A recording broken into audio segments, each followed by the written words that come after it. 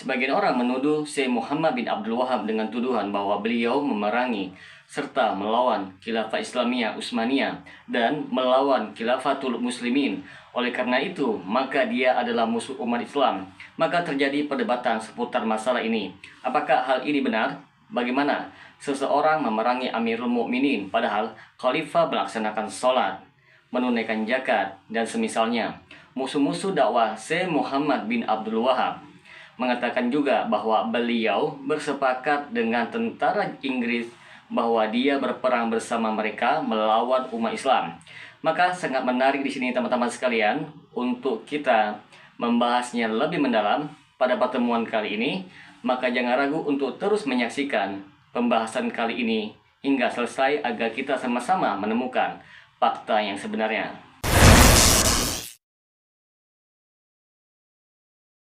Assalamualaikum warahmatullahi wabarakatuh. Berjumpa lagi dengan saya Rio Mulyadi di channel Manhaj Dakwah. Pada episode kali ini kita akan membahas tentang benarkah Syekh Muhammad bin Abdul Wahab memerangi Turki Utsmani. Tidaklah seseorang datang ke dunia ini dengan kebaikan kecuali dia akan mempunyai musuh dari kalangan manusia dan jin.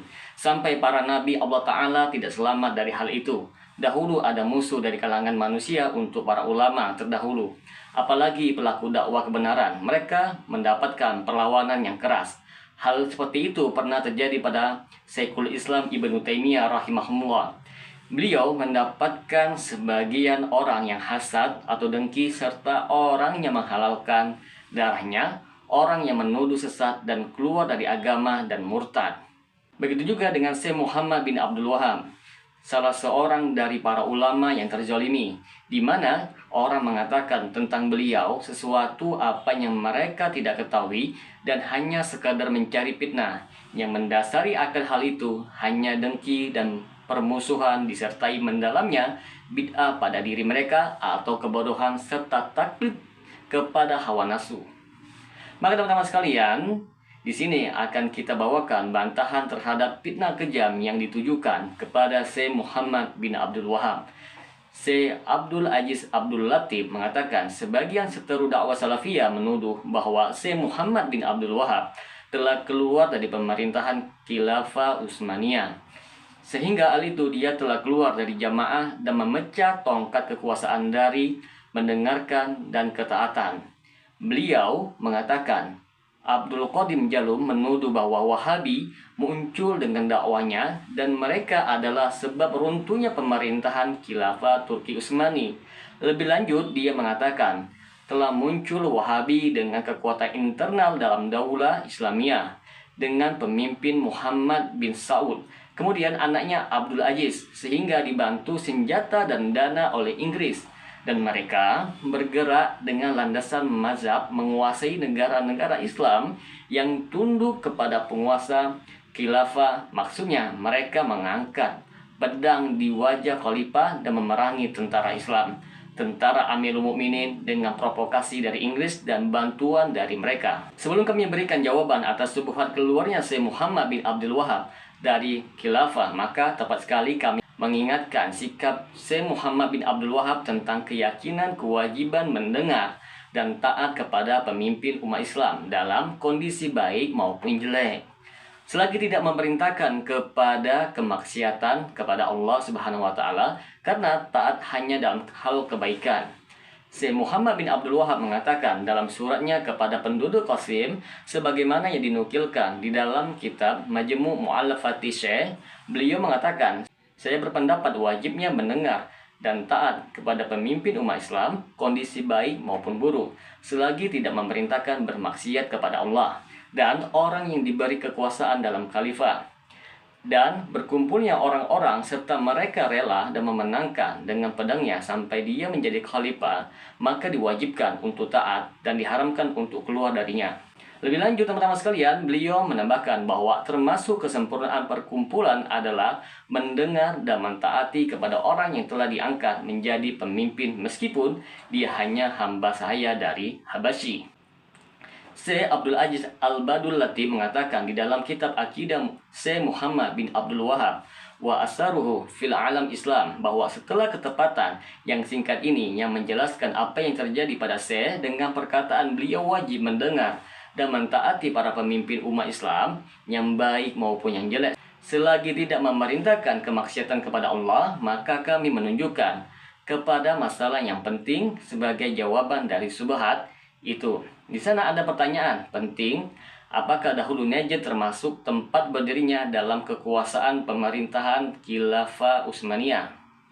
Dr. Soleh Abud menjawab atas pertanyaan ini dengan mengatakan, kami tidak menyaksikan bahwa Najd secara umum dikuasai oleh Daulah Utsmaniyah. Kekuasaannya tidak membentang dan penguasa Utsmaniyah juga tidak datang kepadanya. Juga tidak menguasai di sela-sela daerahnya perlindungan Turki pada zaman ketika dakwah Syekh Muhammad bin Abdul Wahab telah nampak. Yang menunjukkan akan hakikat sejarah ini adalah telah ditetapkan pembagian negara Utsmaniyah secara administrasi di sela-sela surat Turki yang berjudul Qawanin Ali Utsman Mahdomin Daftaru Diwan atau yang disebut Undang-Undang Keluarga Utsman yang terkandung dalam buku kantor yang ditulis oleh Yamin Ali Afandi, di mana dahulu sebagai sekretaris catatan Hakoni pada tahun 1018 Hijriah atau bertepatan pada tahun 1609 Masehi. Di sela-sela tulisan ini dijelaskan bahwa semenjak awal tahun 11 Hijriah, dahulu pemerintahan keluarga Utsman menjadi 32 bagian, 14 bagian diantaranya Arab, dan negara Najd tidak termasuk di dalamnya selain Ahsa, kalau kita anggap ia bagian dari Najd. Dr. Abdullah Utsaimin mengatakan dalam kondisi apapun bahwa Najd tidak dikuasai secara langsung oleh Turki Utsmaniyah. Atasnya, sebelum kemunculan dakwah Syekh Muhammad bin Abdul Wahab. Untuk menyempurnakan pembahasan ini, kami sebutkan pernyataan Syekh Abdul Aziz bin Baz yang mengatakan bahwa Syekh Muhammad bin Abdul Wahab tidak pernah keluar dari pemerintahan Khilafah Utsmaniyah. Sepengetahuan saya, dan saya berkeyakinan bahwa di Najd tidak ada pemimpin, juga tidak ada kekuasaan kecuali untuk Turki. Bahkan di Najd ada penguasa-penguasa kecil dan desa bertebaran pada setiap negara dan desa. Meskipun kecil, ada pemimpin yang independen, yaitu penguasa di antara mereka, dan ada peperangan dan pertempuran serta pertikaian. Sementara Syekh Muhammad bin Abdul Wahab tidak keluar dari pemerintahan khilafah, akan tetapi beliau keluar dari kondisi yang rusak di negaranya dan berjihad di jalan Allah dengan sebenar-benarnya jihad. Beliau bersabar dan melipat gandakan kesabarannya sampai cahaya dakwanya ini meluas ke negara lain. Dr. Ujail An-Nasmi mengatakan, pemerintah Khilafah Utsmaniyah tidak bergerak dan tidak mengerahkan kekuatan apapun terhadap Najd, meskipun telah berlangsung 4 penguasa keluarga Utsman dalam kehidupan Syekh Muhammad bin Abdul Wahab.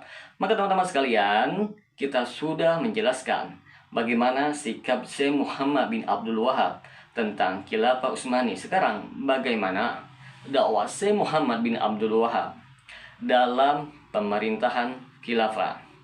Dr. Nasmi menjawab pertanyaan ini dengan mengatakan, dahulu stigma gerakan Syekh Muhammad bin Abdul Wahab di benak pemerintah khilafah telah sampai dengan kerancuan dan kekaburan. Pemerintah khilafah tidak pernah melihatnya kecuali dengan sisi permusuhan untuk gerakan Syekh Muhammad bin Abdul Wahab, baik dengan cara laporan yang dikirimkan dari para penguasanya yang ada di Hijaz, Baghdad atau lainnya, atau dengan cara sebagian individu yang sampai di istana membawa kabar.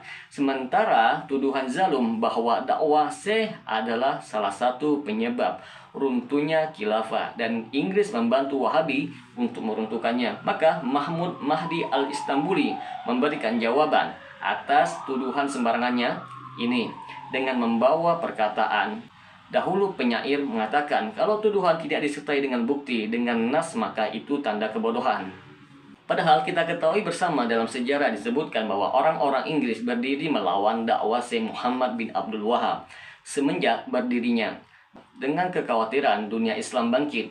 Dan begitu juga, dan beliau juga mengatakan yang aneh dan menggelikan atas gerakan Syekh Muhammad bin Abdul Wahab adalah salah satu penyebab runtuhnya Khilafah Utsmaniyah. Perlu diketahui bersama bahwa gerakan ini berdiri sekitar 1811 Masehi dan khilafah runtuh sekitar 1922 Masehi. Fakta yang menunjukkan bahwa Inggris melawan gerakan Wahabi dengan mereka mengirimkan Kapten Forrester Sadril untuk memberikan ucapan selamat kepada Ibrahim Basya atas keberhasilan yang diperolehnya melawan Wahabi. untuk menguatkan sejauh mana kecondongan kerjasama dengan gerakan Inggris untuk melemahkan apa yang mereka namakan kerajaan pembajak Wahabi di Arab Teluk. Bahkan surat ini secara terang-terangan berkeinginan untuk melakukan kesepakatan antara pemerintah Inggris dengan Ibrahim Bashar dengan tujuan menghancurkan kekuatan Wahabi secara merata. Syekh Muhammad bin Manjur An-Numani mengatakan Inggris mempergunakan posisi berseberangan di India untuk melawan Syekh Muhammad bin Abdul Wahab dengan menolak semua orang yang menghalanginya dan berdiri di jalannya. Dan mereka melihat bahaya kekuatan Wahabi dan mereka menyebut gerakan Syekh Muhammad bin Abdul Wahab dengan Wahabi. Begitu juga Inggris menyebut para ulama Deobandi di India dengan Wahabi karena melawan duta besar Inggris dan menyempitkan ruang geraknya. Terakhir, kami nasihati setiap orang yang panjang lisannya dengan menuduh Syekh Mahka hendaknya menahannya dan bertakwa kepada Allah Ta'ala dalam seluruh perintahnya. Mudah-mudahan Allah menerima taubat dan menunjukkan jalan yang lurus. Semoga dengan sedikit penjelasan ini dapat memberikan manfaat bagi teman-teman sekalian.